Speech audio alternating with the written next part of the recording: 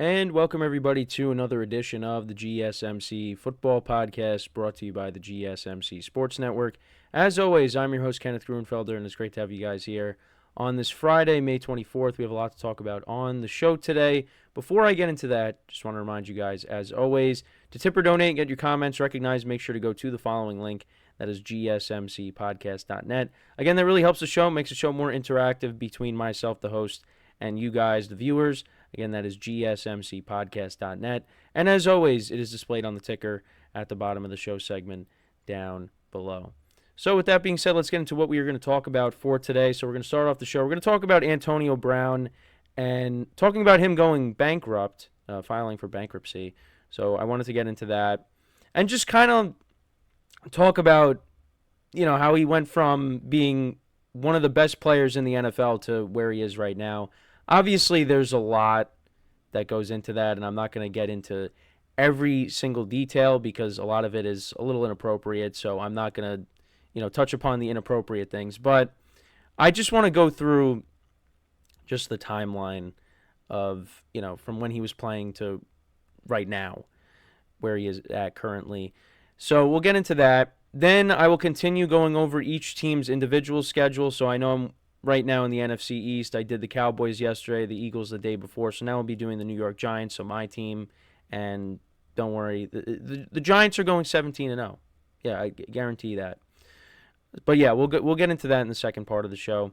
Then we're going to talk about Josh Allen praising rookie wide receiver Keon Coleman, talking about the kind of impact that he can have on the season. With Stephon Diggs now not being in Buffalo anymore, he's going to be taking on a big role, so we'll get into that as well. We'll talk about Jim Harbaugh kind of changing the culture already with the Chargers and, how they're attacking OTAs at the moment. And then in the final part of the show, we'll talk about the Giants again, actually. Daniel Jones being confident about him being ready for Week 1 when the Giants take on the Minnesota Vikings. So, with that being said, let's get into the first topic, which is talking about Antonio Brown and him going bankrupt. And it's interesting because he earned more than $80 million during his time playing in the NFL. And it's like, well, where'd all that money go? And so getting into this now, he filed for bankruptcy in Florida's federal court. He claims his current assets are worth less than $50,000. And like I just said, despite earning more than $80 million during his NFL career, he owes $3 million to 8 different creditors, including $1.2 million to a truck driver that he assaulted in 2020. Brown's career was marked by legal issues and controversies. Going back to 2018 in October, he was sued for throwing furniture off a balcony that nearly struck a toddler. He also was cited for reckless driving in 2018. 2019, he was involved in a domestic dispute investigation. He was sued by his personal chef in the summer of 2019, and he was accused of sexual assault by his former personal trainer. And that's just, part of it. There's a lot more. There's things that he's posted on social media that are really inappropriate. I mean, it just goes on and on and on with Antonio Brown.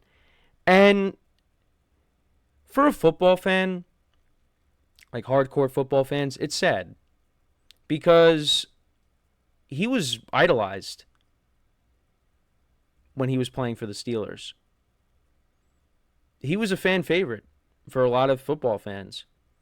And I remember, you go back to 2017 when the Steelers were playing the Patriots. That was in, I want to say it was like week 15. But that was the game that Jesse James caught the game-winning touchdown, and then they ruled it incomplete. And then Ben Roethlisberger threw an interception, and the Patriots won that game. And that really decided the number 1 seed. But Antonio Brown got hurt in that game. And I just remember him being helped off the field, and you heard fans all over the stadium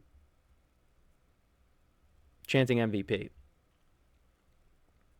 And then he came back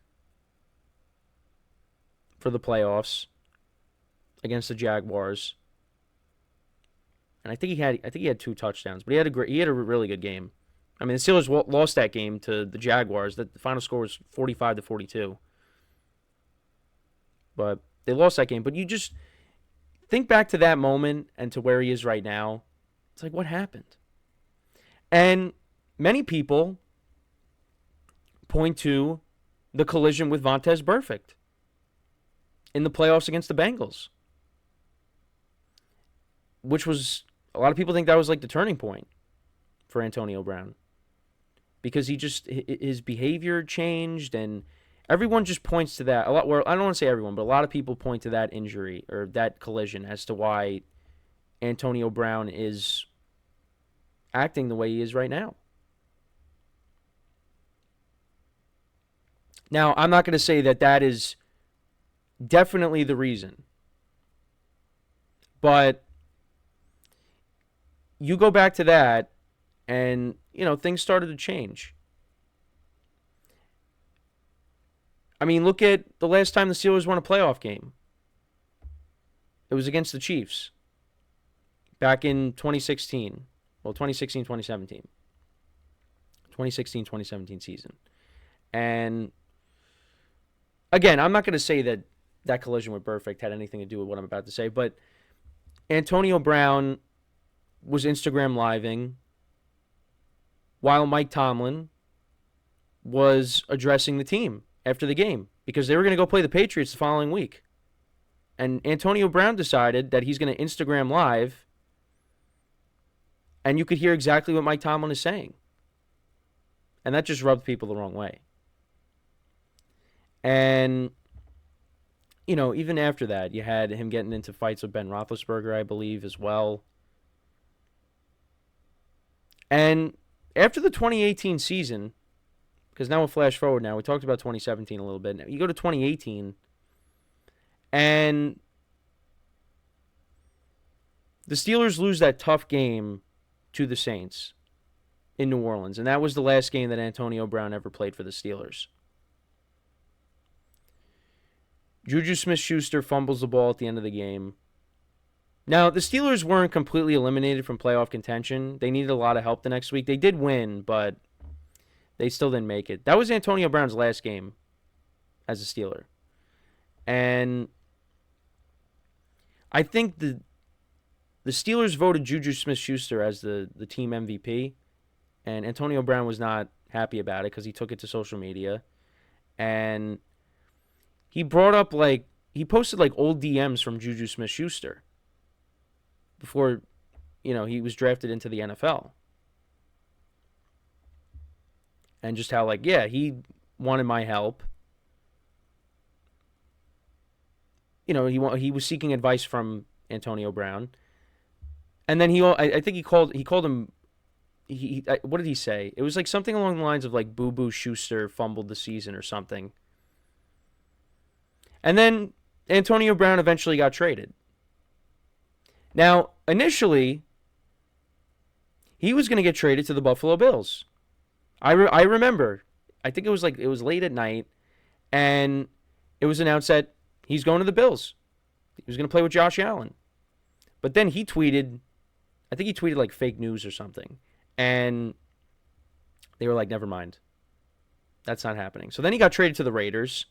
And then there was that whole thing with they wouldn't let him wear a certain helmet. And just, I think he cursed out Mike Mayock, who was the general manager at the time for the Raiders. And then I think he was recording phone calls with John Gruden, who was the head coach at the time. But then the Raiders, they let him go. And then the Patriots picked him up. And he played for one game in 2019, and then that was it. And then it looked like he was done.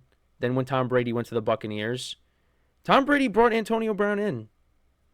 And Antonio Brown helped them win a Super Bowl. And then you go to 2021, and Antonio Brown has that, that he goes on a tirade on the sidelines. He takes off his jersey, he's throwing his gloves into the crowd, and he walks off the field. And that's the last time you ever saw him on an NFL field. And then since then, it's just been downhill from there. You're hearing all these things. I mean, I went through some of it, but I mean, it's just, and some of it's while he was still playing with the Steelers. The stuff of him throwing furniture off a balcony. That was 2018. That's still with the Steelers. But again, that's not all of it. I mean, like I said, there are some inappropriate things that he has posted on social media. And it's just, it's, like I said, for NFL fans, it definitely, it's a tough watch. It's tough to see because where he was at one point with the Steelers, and like it's weird because he'll post different things, and he has posted on X that, you know, he wishes that things went better with Pittsburgh, I believe, or was that Le'Veon? I mean, both of them, I think, wish they didn't leave Pittsburgh. And he's criticized Ben Roethlisberger on social media, but then I remember he went back on his comments and said how he loves Ben Roethlisberger. So it's just, and it did. Listen, if it didn't work with Tom Brady, it's not going to work with anybody else. Tom Brady literally took Antonio Brown in and let him stay at his house, and that didn't work. Unfortunately, it's someone that needs help. And like I said, it's tough for a lot of football fans that grew up loving Antonio Brown and watching him play. And he was the best receiver in the NFL at one point. But now he really has fallen since then. And like I said, it's tough to watch. So that's pretty much what I have to say on it. Again, I could go on and on about it, but we don't have all day to discuss this. But let me know what you guys think about this whole Antonio Brown situation. It's tough to see, really, from where he once was to where he is now. So we're going to take our first break. When we come back, we will discuss the New York Giants. We'll talk about their schedule. I'll give you my early win-loss prediction with their schedule, and that's what we'll do when we come back from our first break of the show. So with that being said, stick around, and we'll be right back here on the GSMC Football Podcast.